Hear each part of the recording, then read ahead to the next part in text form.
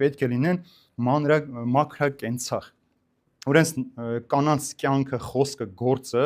միտքը պետք է ամբից լինի, մաքուր պիտի լինի։ Այսինքն, այստեղ խոսքը հավատարմություն մեջ է, ամեն ինչի մեջ հավատարիմ պետք է, հատկապես մտքով, խոսքով, գործով չդավաճանել ամուսնուն։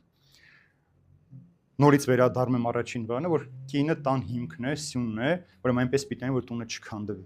Այստեղ այս մաքրակենցաղը բարոյականության մասին է, որ քո լեզուն շաղ չտաս, քո գործերով այնպիսի բան չանես, որ բամբասանքի պատճառ դառնաս եւ մտքովդ էլ չցանկանաս ամուսնու դավաճանել։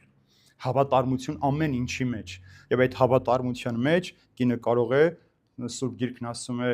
լավ կինը տուն է կառուցում, վատ կինը տուն է քանդում։ Լավ կին իր ամուսնու ունեցածը հավաքում ու շենացնում է, վատ կին իր ամուսնու ունեցածը ցիրուցան է անում։ Սա Սողոմոն իմաստունի խոսքերն են, որ ինքը այդ ամենի միջով անցավ, չէ՞, գիտեք, 1000 կիներ առել, որի պատճառով նաև ինքը վերջում Աստծուց հեռացավ։ Այս մեղքերի պատճառով ինքը Աստծուց հեռացավ։ Երրորդ ասում է կինը պիտի լինի տնարար։ Այսինքն ծույլ չի կարող կինը լինել։ Վայ ես ճաշը չեմ կարող մեփել, վայ ես գործը ես չեմ կարող անել, ամոթ է նման բան ասել։ Կինը պիտի կարողանա ամեն ինչ անել։ Ինչ որ տանն է վերաբերում, չկա տես բան, որ մարդ չուզենա եւ չկարողանա անել։ Եթե ասում ես չեմ կարող, ես միշտ ասում եմ, ասա չեմ ուզում անել, բայց մի ասա չեմ կարող անել։ Եթե ես տղամարդ հալով կարող եմ ես ճաշ եփել, կին առավել եւս կարող է եփել։ Դեվ կանայք ասում են դու տղամարդիկ ավելի լավ խոհարար են, քան կանայք։ Այդպես չի։ Բայց կինը պետք է այդ ամենը անի։